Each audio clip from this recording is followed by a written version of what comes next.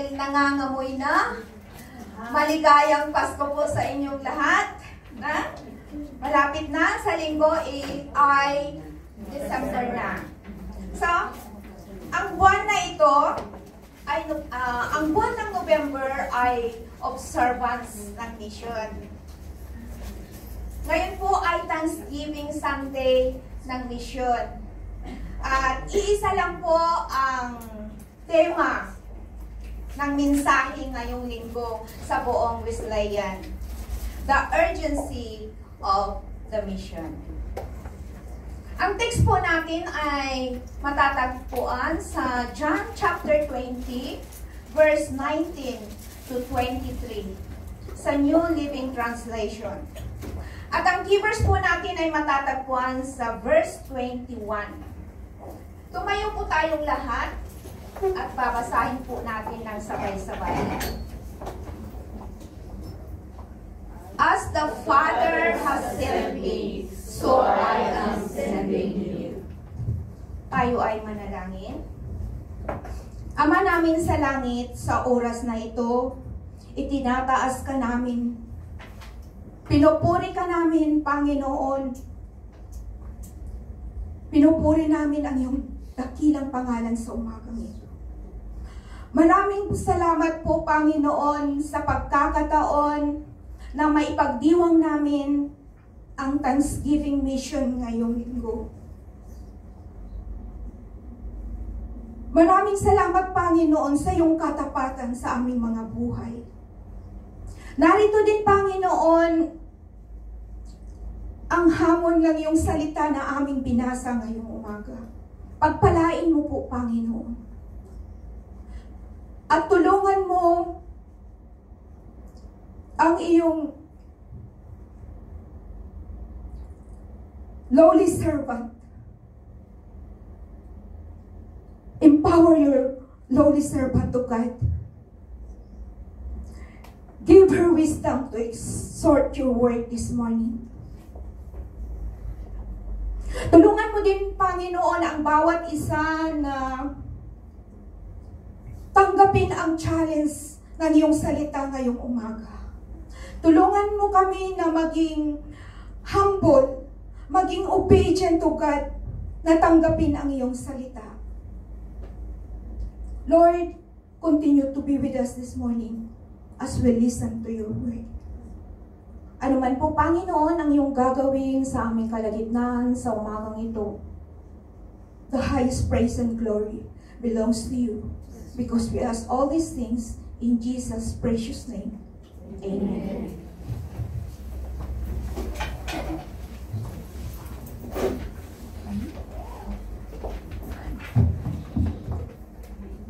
Sa aklat ng mission trip, sabi ng author, mission true believers remain faithful to what they believe God has entrusted them to do. Tama po. The Wesleyan are faithful to the mandate entrusted to us by the Lord. Kaya po, mula 1932 hanggang sa kasalukuyan, hanggang ngayon, ay patuloy pa rin ang misyon. Nagsimula sa La Union, Luzon.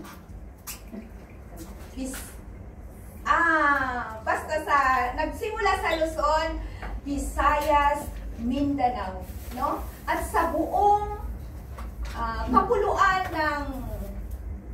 at sa buong Pilipinas, no? Kahit sa kasulok-sulukan, kahit sa kabundukan, nararating na rin po ng mission. Kahit sa mga tribal, marami din po tayong member na tribal ngayon. Hindi na lang po sa Pilipinas, kundi international na rin ang mission work. At isa na po ang Wesleyan Fellowship of Hong Kong na gawain ng mission.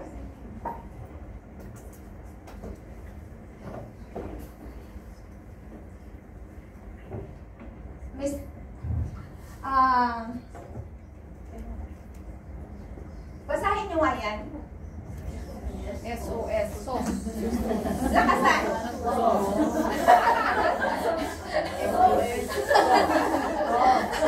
SOS. Sa palagay ko, marami rin ang familiar. Kasi marami rin ang nagsabi ng SOS. Originally, ang SOS ay isa pong abbreviation. Ito ay ginagamit to communicate a distress signal through or via Morse code.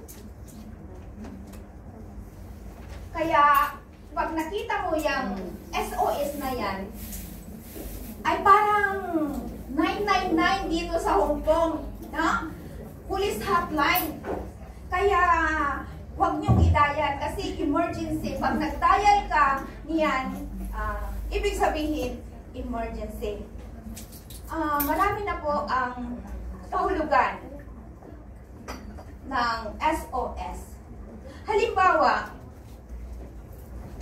kung yung kapitan ng barko ay nag-send ng SOS, ibig sabihin, save our ship. No? Barko. Tama ba yung pagka-pronounce niya? Kung ang kapitan ng barko ay nag-send ng SOS, malamang or marahil ang kanilang barko ay lumulubog na. No? Kaya kailangan ng kaagarang rescue. Sa mga sa mga OFW, may SOS bang OFW? Kung nag-send ng SOS ang asawa mo, umuwi ka na kaagad. No? Marahil nalulunod na rin. Or nawawala na rin. Kaya kailangan mong i-rescue. No? Baka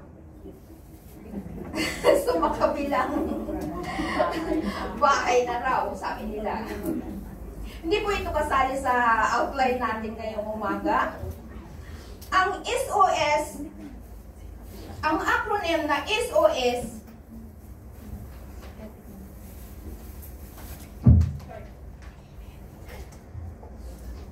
ay ang SOS ng sanlibutan, Save Our Souls.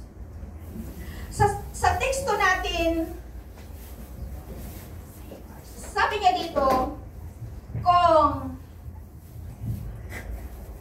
kung makita natin ang acronym na ito, sabi niya, re-respondi tayo kaagad without delay, no? Tulad ng SOS ng sanlibutan.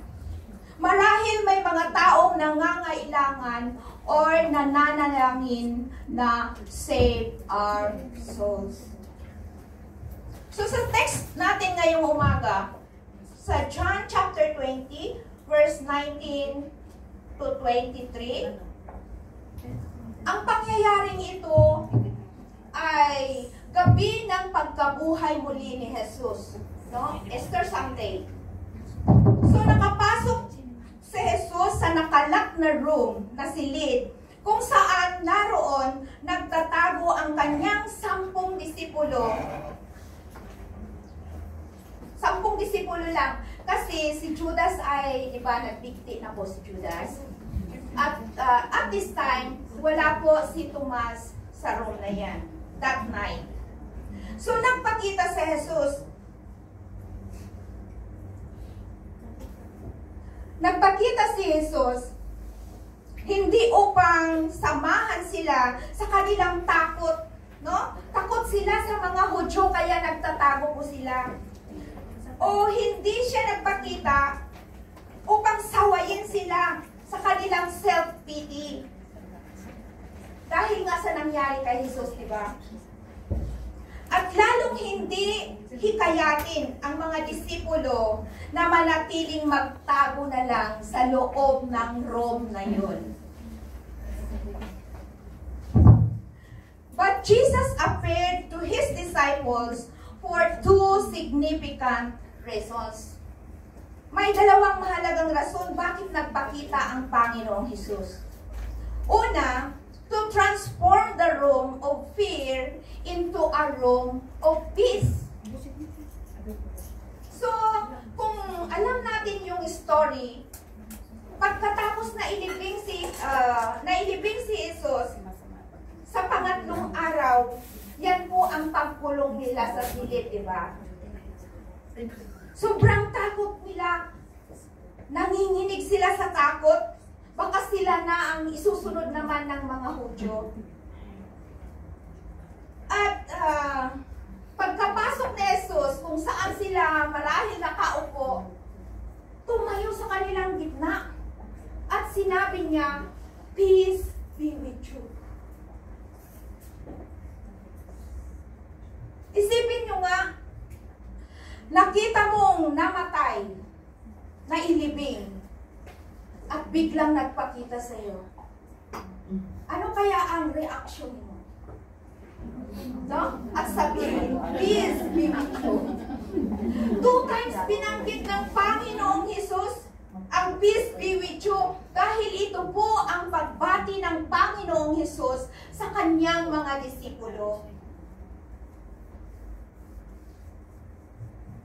Nais ng Panginoon, kadalawang bisis niya inulit, nais ng Panginoon na iparamdam sa kanila ang kanyang presensya. Pero inulit niya dahil hindi nila nakilala si Jesus. Nais ni Jesus na maalis ang kanilang takot. Nakita kasi ni Jesus ang expression sa kanilang mukha. Paano ba yung expression na nakakita ng paano ba? Nakanganga na siguro sila, hindi nila mawari kung sino yung nakatayo sa kanilang harapan. Na? Hindi mo alam kung apo o nung al-alya di ibagada. Na? Parang nakakita ng taong ano ba? Yung expression ng mukha nila. So dito, before maipapo at mamatay ang Panginoong Hesus, di ba sinabi na niya sa kanila na mabubuhay siya sa pangatlong araw? Sinabi ni Jesus, pero hindi nila nakilala. That's why Jesus is dealing with the unbelief and fear of His disciples. Ang ginawa ng Panginoon para maniwala sila, ipinakita niya yung kanyang sugat sa kanyang palad. Tingnan ninyo, kitaan nyo din, 3 days pa, di ba? Kung yung sugat, hindi naman bigla na di ba? Pinakita niya sa kanila ang sugat sa kanyang kamay at sa kanyang tagiliran. At saka pa lang nila napagtanto, no? Na-realize na ang Panginoon Jesus pala yun. Kaya masyado silang natuwa. Tuwang-tuwa ang kanyang mga disipulo. Pangalawa, bakit nagpakita si Jesus? To send them out to where He was sent.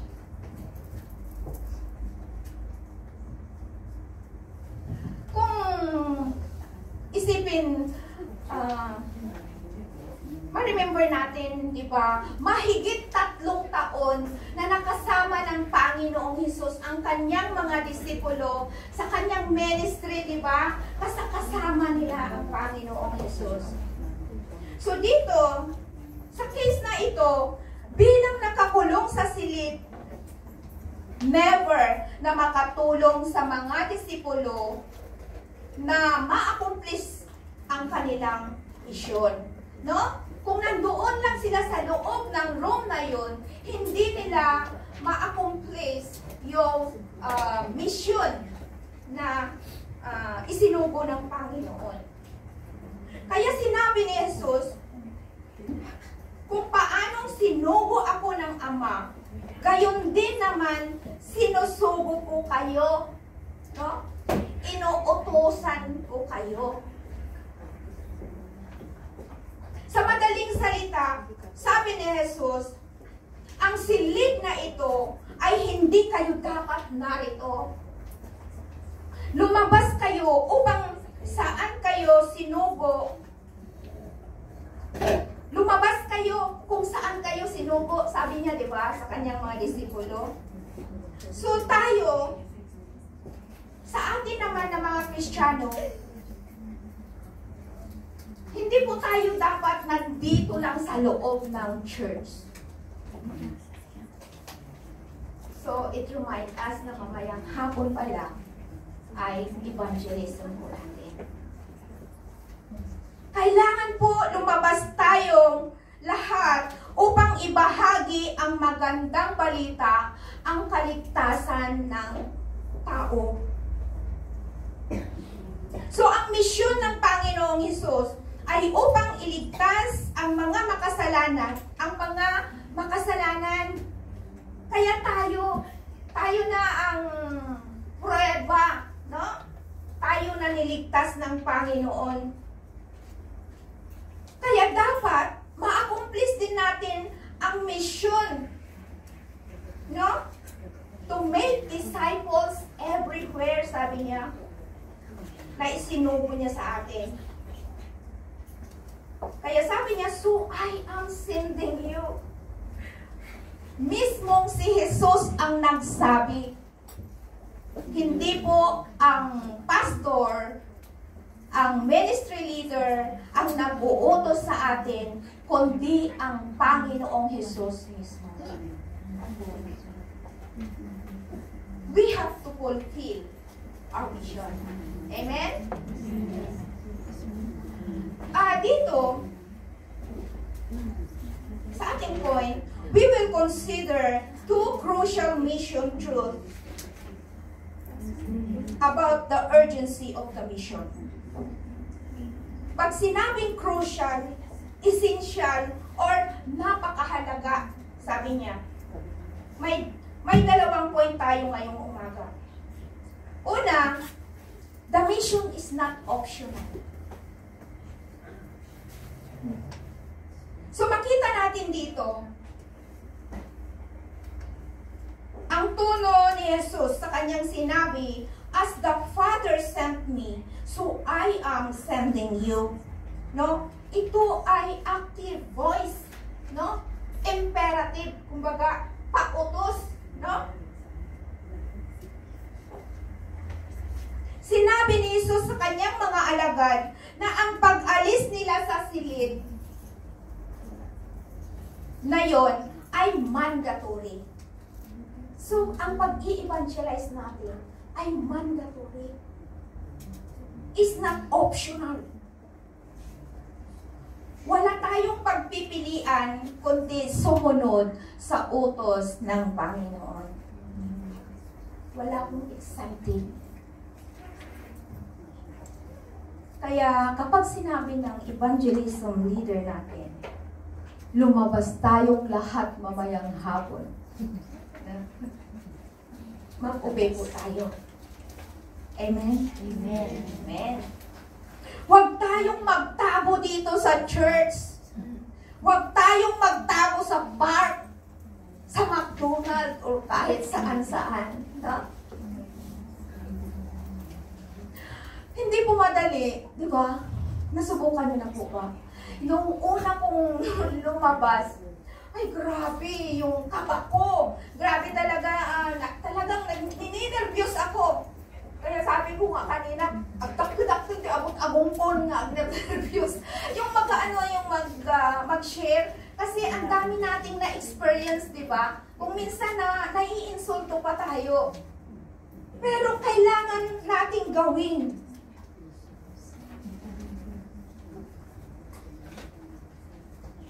Ang evangelism, or may isang story ng pastor kung bakit ako namulat yung interest ko na mag-evangelize. Sabi ng pastor sa kanyang illustration, ipinakita niya yung, na-share ko na po sa mga seniors. Ipinakita niya po yung picture ng isang sundalo na pupunta sa battle, sa war. No? So makita po natin yung suot nila, mayroong helmet, mayroong sword, lahat-lahat na. Pero yung sundalong yun, wala pong sapatos. No? Ano sa palagay nyo? Ano sa tingin nyo? Maganda bang tingnan? Yung sundalo na pupunta ng gyera na walang boots or walang sapatos sa kasaka. Di ba? Ganito din ang isang Kristiyano. Kung hindi tayo mag-evangelize, dahil ang sapatos, it represent evangelism. Siguro kung makita ng CEO niya, pabalikin niya, di ba? Kaya ito pautos po. Mandatory. It's a mandate from the Lord. Ang natura ng salita ni Jesus ay urgent. Di ba? At ang pagkamadalian, urgency, sa konteksto ni Jesus, ibig sabihin, katapatan sa layunin. Faithfulness to the purpose. Kaya sinabi ni Jesus sa Luke chapter 19 verse 10, "For the Son of Man came to seek and save those who are lost." Ibig sabihin, tayo ang humayo at hanapin ang nawawala.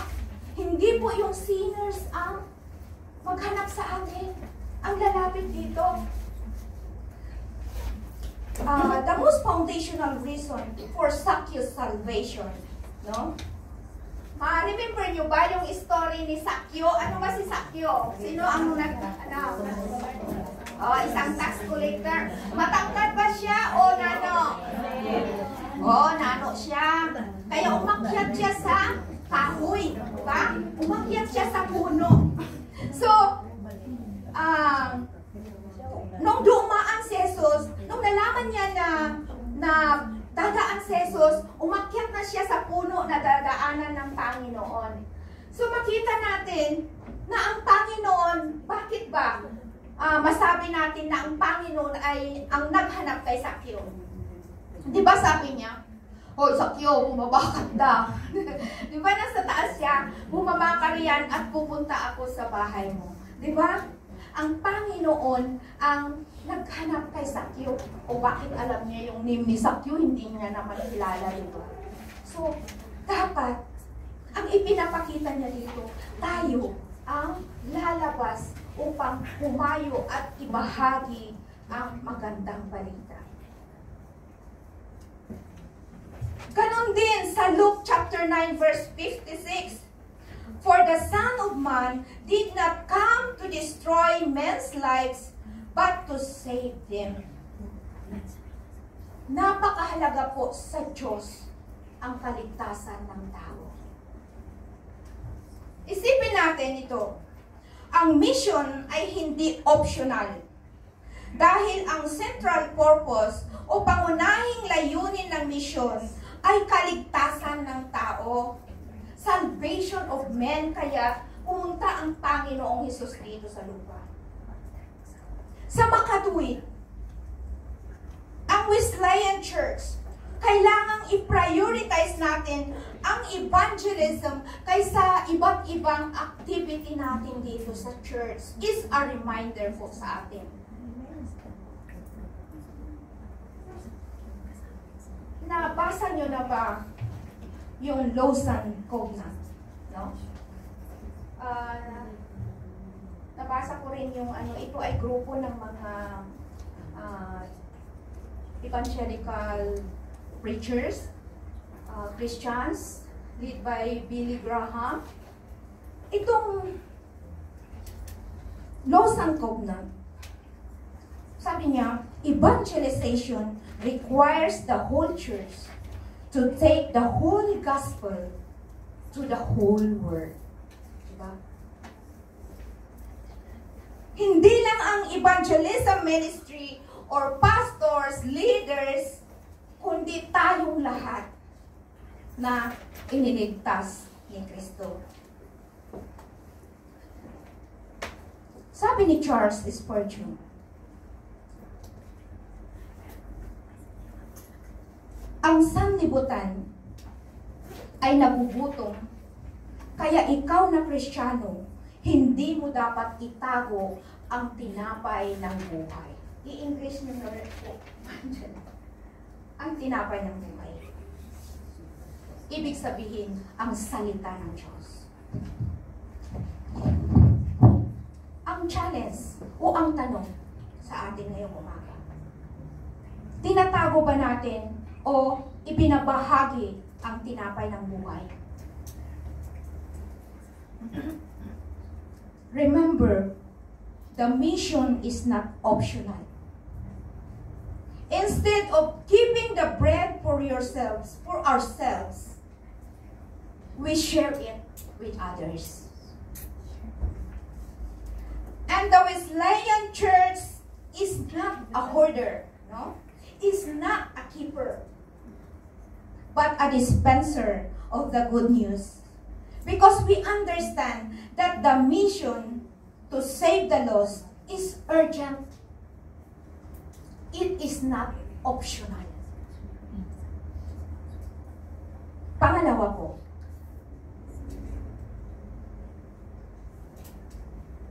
the mission must keep going.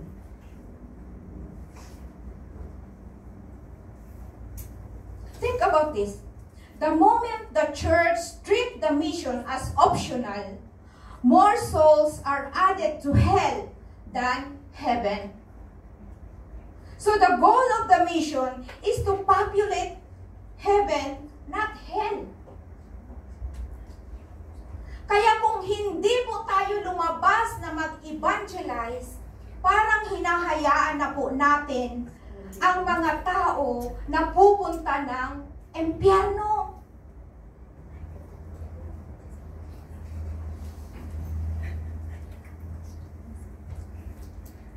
At ipagpatuloy natin.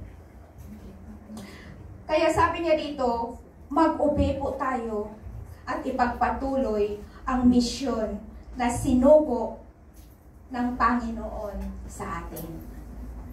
Sinugo, sabi ko, parang Bisaya naman eh, oy. Di ba? Isugo. Sinugo. Pero Tagalog pala to.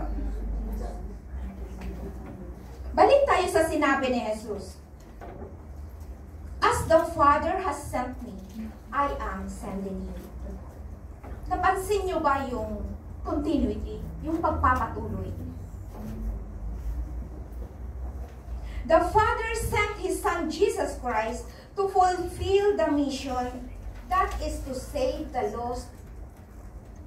Yan po ang dahilan kung bakit pumunta ang Panginoong Hesus dito sa lupa. Sa puntong ito, si Jesus, sabi niya, gayon din, sabi niya, sinusugo niya ang kanyang mga disipulo. At hindi lang po ang kanyang mga disipulo, kabahagi po tayo sa utos ni Jesus na ipagpatuloy ang misyon.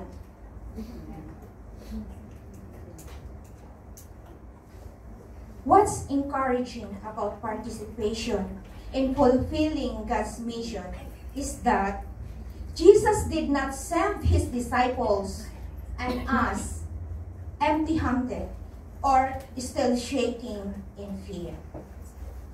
Una, Jesus knows that to keep the mission going, those He will send must be, sa verse 22, sabi niya, filled with the Holy Spirit. Kaya nawawala na ako. Filled with the Holy Spirit. Sa verse 22, then He breathed on them and said, receive the Holy Spirit.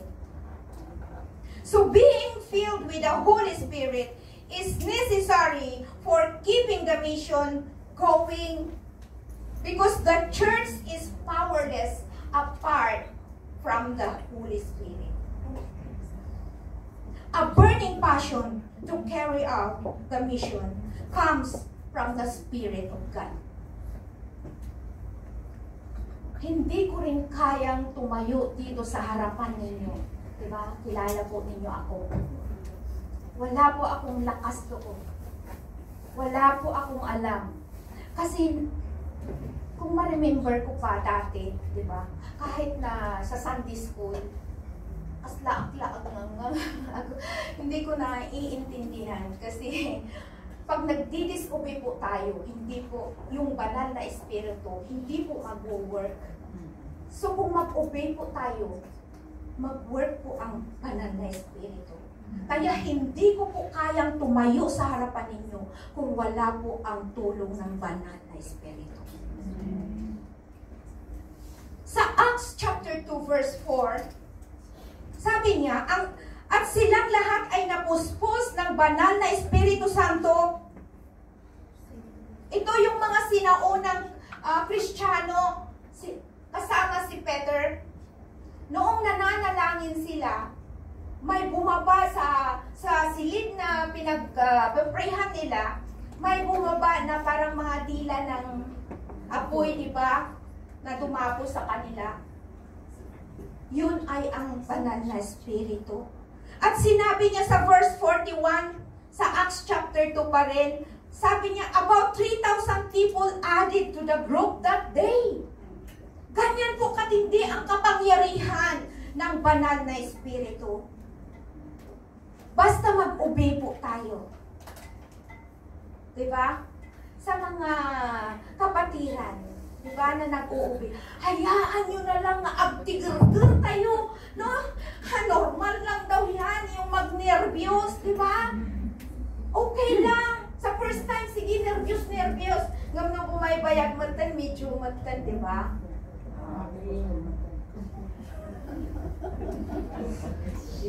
Ang banal na espiritu na ang bahala nagagabay sa atin.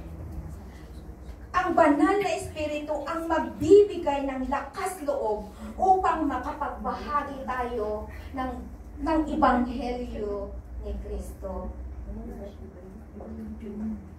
Pangalawa, those Jesus would send out must also be authorized to declare forgiveness. Sabi niya sa verse 23, Jesus said, if you forgive anyone's sins, they are forgiven. If you do not forgive them, they are not forgiven. Siyempre, diba? Parang na-translate na literal. Pero ang konteksto ni Jesus sa katuruan na ito ay ang pagsugo niya sa kanyang mga disipulo para mag-evangelize sa buong mundo.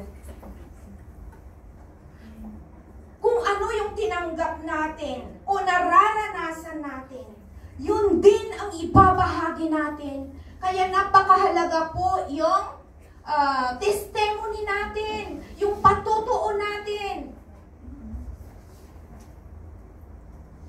Our mission is to share the goodness of the love of Christ through His forgiveness. Gusto natin na ma-enjoy din nila ang kapatawaran na ating nararanasan mula kay Kristo. We want them to experience the love of God. So ang challenge po dito, when Jesus said, as the Father sent me, I am sending you. Ipinakita niya sa atin ang daan sa hinaharap. No? Kung ano yung ginagawa ng Panginoon. Huwarang si Jesus. Ganito. Jesus was the perfect example of how to love and obey God completely. Huwarang si Jesus sa pagsunod sa Ama, kaya dapat sumunod din tayo sa kanyang utos. The mission's location is not inside the church facility, but outside the community. Hindi po natin maipagpapatuloy ang misyon kung nandito lang tayo sa loob ng church, tulad ng sabi ko kanina. Need nating lumabas, humayo, at ibahagi ang tinapay ng buhay.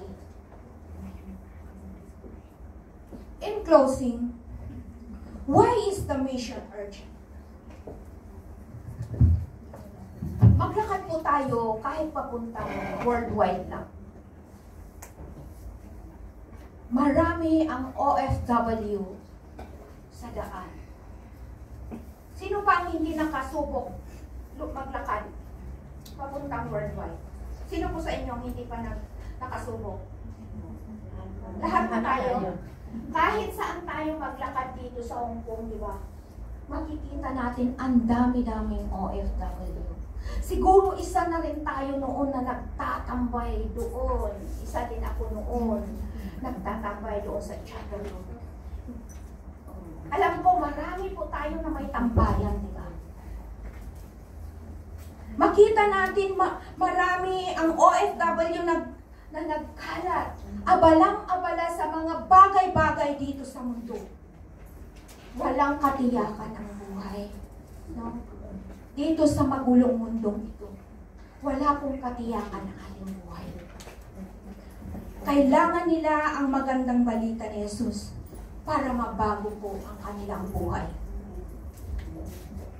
The mission is urgent because night is coming and we can no longer work. Sa John chapter 9 verse 4. Kaya gawin na natin ang utos ng Panginoon ngayon na. Di ba? Imperative. Dahil may pagkakataon pa. Ang pagkakataon kasi ay lilipas. Di ba? Marami tayong mga senyor, aminin. Marami tayong gustong gawin, pero hindi na natin magawa, di ba? Noon, ang galing-galing, kaya sabi ko, kung may regret man ako sa buhay, sabi ko, noon pa sana ako nagpagamit sa Panginoon. Kasi ngayon, ang hirap-hirap ko na, hindi na po ako makabasa na wala pong eyeglass. Ang hirap na po. Kaya gawin na natin ngayon na may pagkakataon. Makalakad pa tayo. No, adun to tiriyo matayon ang tayon doon nga makapag-evangelize. Di ba? Ngayon na may pagkakataon na dahil darating ang panahon na hindi na natin maisagawa ang misyon.